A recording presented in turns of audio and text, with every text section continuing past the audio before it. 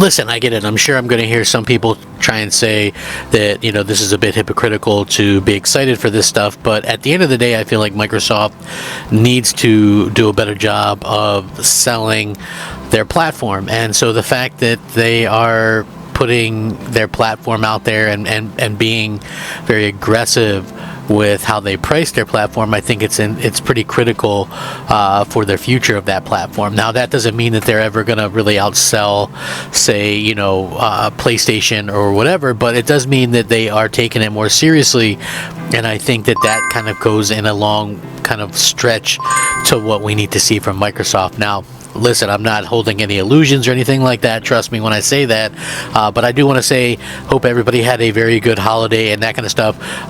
As we're seeing right now, like Xbox Series X, believe it or not, has taken over the top spot on a lot of different sites as the top seller and things like that. I'm not saying that it's going to win an NPD or anything like that, but I'm saying this is incredibly awesome to see, and see that so many people were out there and supporting Xbox. And I've said this for a long time. A lot of people had just kind of refused to buy Xbox for whatever reason, and now we're starting to see people saying, oh, well, you know what, at that price I'll give it a chance, and then maybe they get hooked on it and things like that. We already know that Xbox is kind of like the most talked about platform of the entire year, and Starfield is the most talked about game, which I already did a video about that. But yeah, it's so nice to see that Microsoft is realistically going on the offensive for a change, and not only are they going on the offensive, but they're making sure that people kind of know that Xbox is here to stay, and that's exactly what they need to do. So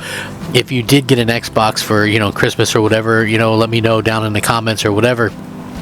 Interestingly enough, there's still some interesting sales that are out there to kind of showcase what the platform can do and things, which is always awesome. When you see a lot of people kind of do that. I get a lot of messages lately from people who buy an Xbox. They saw one of my videos or whatever, and they're like, oh really, it's one of those things that I didn't know. Xbox really does a good job of selling their platforms and things like that. So when we see that Microsoft was doing all these different changes, right, it's so funny to me, and then we get these leaks, right? Everybody's like, oh, PlayStation's number one. Listen, Sony fought Microsoft's purchase of Activision Blizzard tooth and nail, dragging their rivals in front of every regulator in the world. But now that the deal is tied up, we kind of get an idea that PlayStation has remained largely mum on the subject, which is kind of to be expected.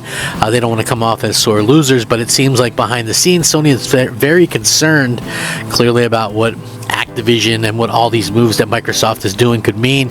As part of the recent Insomniac Games leak, which uncovered the studio's full lineup for the next decade, amongst other things, an internal PlayStation strategic slide, which I talked about a little bit before, which mentions the term leapfrog, Sony's current pillars following the Activision Blizzard deal. In the document, Sony admits that Activision Blizzard will be a big strategic value partner, particularly coupled with Game Pass, as Sony sees the combination as a massive threat to PlayStation Plus, expecting it could result in $1.5 billion annual hit to the revenue that Sony makes from their service. Sony also expects Activision Blizzard to give Microsoft a big boost in the PC, mobile, and live service markets, which, as you guys know, the service markets is exactly where Sony wanted to be in terms of being able to go out there and make sure that they could compete in such a way. Now listen, I'm not trying to knock Sony or anybody in particular, but it's very tough to break into that market, especially when you're used to doing like the more single player oriented games and things like that.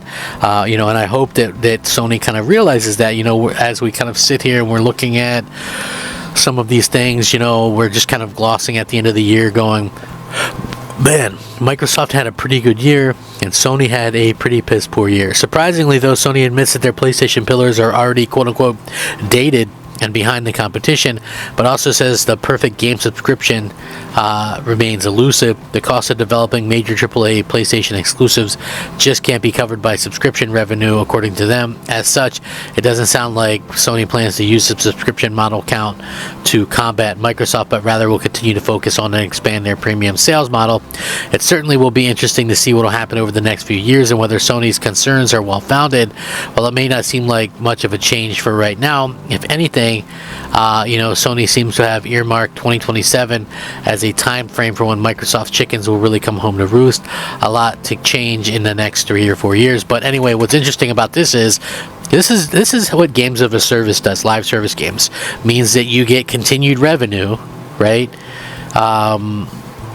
throughout the year, and that's what they want. Game Pass means you get continued revenue throughout the year, right? So, like, think about that for a second. That's exactly what they're kind of one and the same. Not one-to-one, I realize that, but for them to go, oh, well, that won't work for us or whatever to do the day and date or whatever subscription service, you might lose a little bit at first, but then once you start making the money, that's exactly what you kind of will come to see, is that you make that money throughout the entire year instead of just at one particular time, which to me sounds so much better, so much easier on everybody. So I really hope that for me, people go, oh, well, why do you want Sony to put their games day and date? For the same reason I like Microsoft doing that, so that I can play the games without having to spend $70.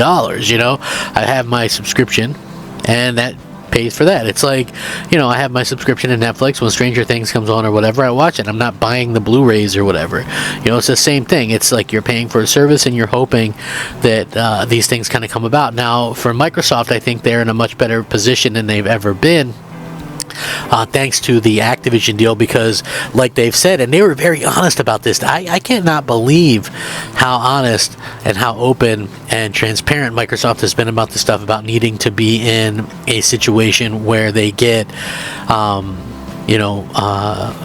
they sort of get the games and stuff like that they knew they needed a mobile presence, they knew they needed a PC presence, they knew they needed a console presence. And I think part of the reason why they held off on advertising and being aggressive on the console side is due to the fact that they couldn't really talk about it due to the ongoing Activision litigation and things like that. So all that stuff has kind of come to the end. We start to get the sense now that they canceled the refresh for the Series X that was going to come out next year, and they're going to quite possibly launch a Series next Xbox in 2027, I would think, which makes a lot of sense. Go out there and beat Sony to the punch. Makes a tremendous amount of sense to me. Would love to hear what everyone else thinks about that, though, because like I said, it's crazy to see that Microsoft would never go back to the 360 mentality, even though it was so successful. Why wouldn't you do that again? Right? Go back to the well one more time. Come out with some great games, great content. Come out a year before PlayStation, and hey, let's just see what happens. You have a Blade, you have a Call of Duty launching day one in Game Pass, and maybe an Elder Scrolls launching at launch. You know what I'm saying? This is what they need to do. Be aggressive, and then we'll see what happens. Punch Sony in the mouth a few times, and we'll see what happens. Let me know what you guys think, though. Sound off, rate, comment, subscribe, rack 'em up. I'm Crap Gamer. This has been Crap Gamer Reviews. Please like the video and share it out. Crap Gamer out.